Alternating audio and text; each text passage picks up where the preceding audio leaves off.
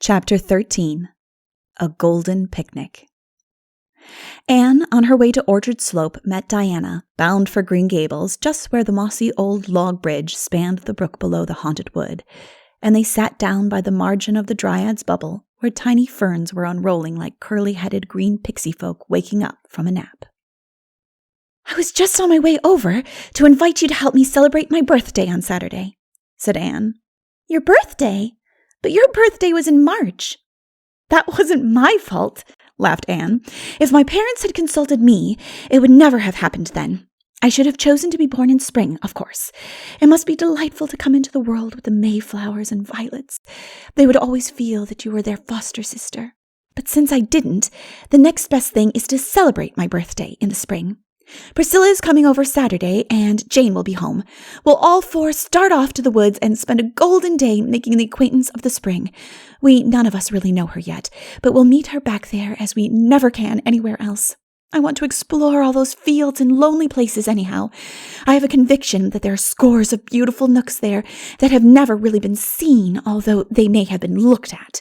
We'll make friends with wind and sky and sun and bring home the spring in our hearts."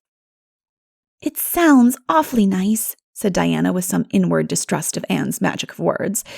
"But won't it be very damp in some places yet?" "Oh, we'll wear rubbers," was Anne's concession in practicalities. "And I want you to come over early Saturday morning and help me prepare lunch. I'm going to have the daintiest things possible, things that will match the spring, you understand. Little jelly tarts and ladyfingers and drop cookies frosted with pink and yellow icing and buttercup cake. And we must have sandwiches too, though they're not very poetical." Saturday proved an ideal day for a picnic. A day of breeze and blue, warm, sunny, with a little rollicking wind blowing across the meadow and orchard. Over every sunlit upland and field was a delicate flower-starred green. Mr. Harrison, harrowing at the back of his farm and feeling some of the spring witch-work even in his sober middle-aged blood, saw 4 girls, basket-laden, tripping across the end of his field where it joined a fringing woodland of birch and fir. Their blithe voices and laughter echoed down to him. "It's so easy to be happy on a day like this, isn't it?" Anne was saying with true Annish philosophy. "Let's try to make this a really golden day, girls, a day to which we can always look back with delight. We're to seek for beauty and refuse to see anything else. Begone, dull care. Jane, you are thinking of something that went wrong in school yesterday." "How do you know?" gasped Jane, amazed. "Oh, I know the expression. I've felt it often enough on my own face, but put it out of your mind. There's a dear. It will keep till Monday. Or if it doesn't, so much the better. Oh, girls, see that patch of violets? There's something for memory's picture gallery. When I'm 80 years old, if I ever am, I shall shut my eyes and see those violets just as I see them now. That's the first good gift our day has given us." "If a kiss could be seen, I think it would look like a violet," said Priscilla. Anne glowed. "I'm so glad you spoke that thought, Priscilla, instead of just thinking it and keeping it to yourself. This world would be a much more interesting place, although it is very interesting anyhow, if people spoke out their real thoughts." "It would be too hot to hold some folks," quoted Jane sagely. "I suppose it might be, but that would be their own faults for thinking nasty things. Anyhow, we can tell all our thoughts today because we are going to have nothing but beautiful thoughts. Everybody can say just what comes into her head. That is conversation. Here's a little path I never saw before. Let's explore it." The path was a winding one, so narrow that the girls walked in single file, and even then the fir boughs brushed their faces. Under the firs were very velvety cushions of moss, and further on, where the trees were smaller and fewer, the ground was rich in a variety of green growing things. "What a lot of elephant's ears!" exclaimed Diana. "I'm going to pick a big bunch. They're so pretty." "How did such graceful feathery things ever come to have such a dreadful name?" asked Priscilla. "Because the person who first named them either had no imagination at all or else far too much," said Anne. "Oh, girls, look at that!" That was a shallow woodland pool in the center of a little open glade where the path ended. Later on in the season, it would be dried up and its place filled with a rank growth of ferns, but now it was a glimmering placid sheet, round as a saucer and clear as crystal. A ring of slender young birches encircled it, and little ferns fringed its margin. "How sweet," said Jane. "Let us dance around it like wood nymphs," cried Anne, dropping her basket and extending her hands. But the dance was not a success, for the ground was boggy and Jane's rubbers came off. "You can't be a wood nymph if you have to wear rubbers," was her decision. "Well, we must name this place before we leave it," said Anne, yielding to the indisputable logic of facts. "Everybody suggest a name, and we'll draw lots. Diana?" "Birch Pool," suggested Diana promptly. "Crystal Lake," said Jane. Anne, standing behind them, implored Priscilla with her eyes not to perpetrate another such name, and Priscilla rose to the occasion with Glimmer Glass. Anne's selection was The Fairy's Mirror. The names were written on strips of birch bark with a pencil schoolmarm Jane produced from her pocket and placed in Anne's hat. Then Priscilla shut her eyes and drew one. "Crystal Lake," read Jane triumphantly. Crystal Lake it was, and if Anne thought that chance had played the pool a shabby trick, she did not say so. Pushing through the undergrowth beyond, the girls came out to the young green seclusion of Mr. Silas Sloane's back pasture. Across it, they found the entrance to a lane striking up through the woods and voted to explore it also. It rewarded their quest with a succession of pretty surprises. First, skirting Mr. Sloane's pasture came an archway of wild cherry trees, all in bloom. The girls swung their hats on their arms and wreathed their hair with the creamy, fluffy blossoms.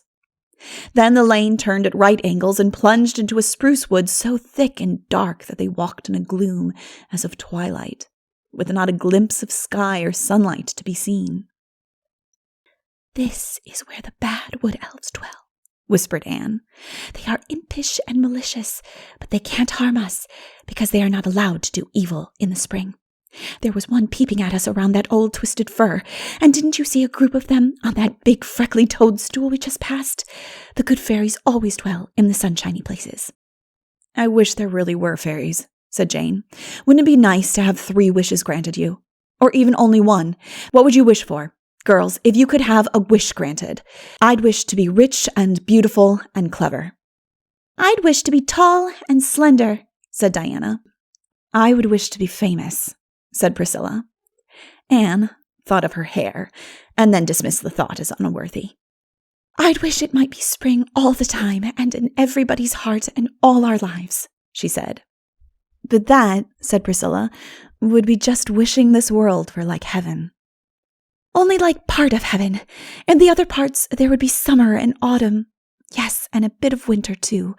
I think I want glittering snowy fields and white frosts in heaven sometimes. Don't you, Jane?" I don't know," said Jane uncomfortably. Jane was a good girl, a member of the church who tried conscientiously to live up to her profession and believed everything she had been taught, but she never thought about heaven, any more than she could help, for all that. "Minnie May asked me the other day if we would wear our best dresses every day in heaven," laughed Diana. "And why didn't you tell her we would?" asked Anne. "Mercy, no! I told her we wouldn't be thinking of dresses at all there." "Oh, I think we will. A little," said Anne earnestly. "There'll be plenty of time and all eternity for it without neglecting more important things. I believe we'll all wear beautiful dresses, or I suppose remnant would be a more suitable way of speaking. I shall want to wear pink for a few centuries at first, and it would take me that long to get tired of it, I feel sure. I do love pink so, and I can never wear it in this world." Past the spruces, the lane dipped down into a sunny little open where a log bridge spanned a brook. And then came the glory of a sunlit beechwood where the air was like transparent golden wine, and the leaves fresh and green, and the wood floor a mosaic of tremulous sunshine. Then more wild cherries, and a little valley of lissom firs, and then a hill so steep that the girls lost their breath climbing it. But when they reached the top and came out into the open, the prettiest surprise of all awaited them. Beyond were the backfields of the farms that ran out to the Upper Carmody Road. Just before them, hemmed in by beeches and firs but open to the south, was a little corner, and in it a garden. Or what had once been a garden, a tumble-down stone dike overgrown with mosses and grass surrounded it. Along the eastern side ran a row of garden cherry trees, white as a snowdrift. There were traces of old paths still, and a double line of rose bushes through the middle. But all the rest of the space was a sheet of yellow and white narcissi, in their airiest, most lavish wind-swayed bloom above the lush green grasses. "Oh, how perfectly lovely!" 3 of the girls cried. Anne only gazed in eloquent silence. "How in the world does it happen that there ever was a garden back here?" said Priscilla in amazement. "It must be Hester Gray's garden," said Diana. "I've heard Mother speak of it, but I never saw it before, and I wouldn't have supposed that it would be in existence still. You've heard the story, Anne?" "No, but the name seems familiar to me." "Oh, you've seen it in the graveyard. She is buried down there in the poplar corner. You know the little brown stone with the opening gates carved in it and sacred to the memory of Hester Gray, aged 22? Jordan Gray is buried right beside her, but there's no stone to him. It's a wonder Marilla never told you about it, Anne. To be sure, it happened 30 years ago, and everybody has forgotten."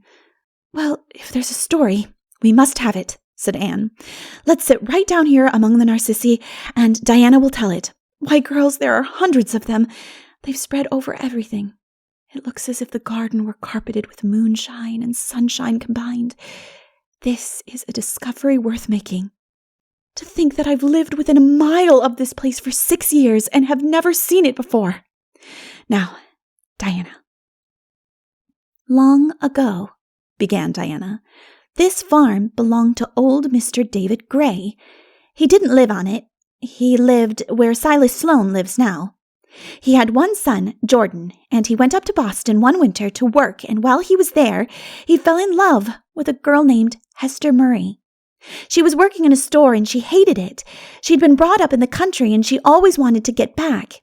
When Jordan asked her to marry him, she said she would if he'd take her away to some quiet spot where she'd see nothing but fields and trees.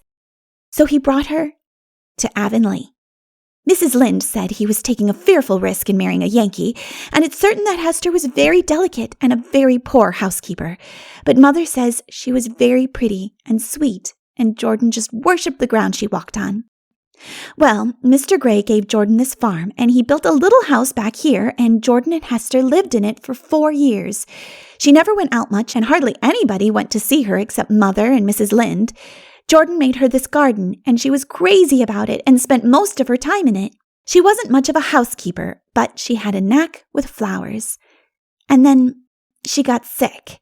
Mother says she thinks she was in a consumption before she ever came here. She never really laid up, just grew weaker and weaker all the time. Jordan wouldn't have anybody to wait on her. He did it all himself, and Mother says he was as tender and gentle as a woman. Every day he'd wrap her in a shawl and carry her out to the garden, and she'd lie there on a bench quite happy. They say she used to make Jordan kneel down by her every night and morning and pray with her that she might die out in the garden when the time came. And her prayer was answered. One day, Jordan carried her out to the bench, and then he picked all the roses that were out and heaped them over her, and she just smiled up at him and closed her eyes. And that, concluded Diana softly, was the end. "Oh, what a dear story," sighed Anne, wiping away her tears. "What became of Jordan?" asked Priscilla. "He sold the farm after Hester died and went back to Boston. Mr. Jabez Sloane bought the farm and hauled the little house out to the road. Jordan died about 10 years after, and he was brought home and buried beside Hester." "I can't understand how she could have wanted to live back here, away from everything," said Jane. "Oh, I can easily understand that," said Anne thoughtfully. "I wouldn't want it myself for a steady thing, because although I love the fields and woods, I love people too. But I can understand it in Hester. She was tired to death of the noise of the big city and the crowds of people always coming and going and caring nothing for her. She just wanted to escape from it all, to some still, green, friendly place where she could rest. And she just got what she wanted, which is something very few people do, I believe. She had 4 beautiful years before she died. 4 years of perfect happiness, so I think she was to be envied more than pitied. And then to shut her eyes and fall asleep among roses, with the one you loved best on earth smiling down at you. Oh, I think it was beautiful. She set out those cherry trees over there, said Diana. She told Mother she'd never live to eat their fruit, but she wanted to think that something she had planted would go on living and helping to make the world beautiful after she was dead. I'm so glad we came this way, said Anne the shining-eyed. This is my adopted birthday, you know, and this garden and its story is the birthday gift it has given me. Did your mother ever tell you what Hester Gray looked like, Diana? No, only just that she was pretty. I'm rather glad of that, because I can imagine what she looked like without being hampered by facts. I think she was very slight and small, with softly curling dark hair and big, sweet, timid brown eyes, and a little wistful, pale face. The girls left their baskets in Hester's garden and spent the rest of the afternoon rambling in the woods and fields surrounding it, discovering many pretty nooks and lanes. When they got hungry, they had lunch in the prettiest spot of all, on the steep bank of a gurgling brook where white birches shot up out of long feathery grasses. The girls sat down by the roots and did full justice to Anne's dainties, even the unpoetical sandwiches being greatly appreciated by hearty, unspoiled appetites sharpened by all the fresh air and exercise they had enjoyed. Anne had brought glasses and lemonade for her guests, but for her own part drank cold brook water from a cup fashioned out of birch bark. The cup leaked and the water tasted of earth, as brook water is apt to do in spring, but Anne thought it more appropriate to the occasion than lemonade. Look, do you see that poem? She said, suddenly pointing. Where? Jane and Diana stared, as if expecting to see runic rhymes on the birch trees.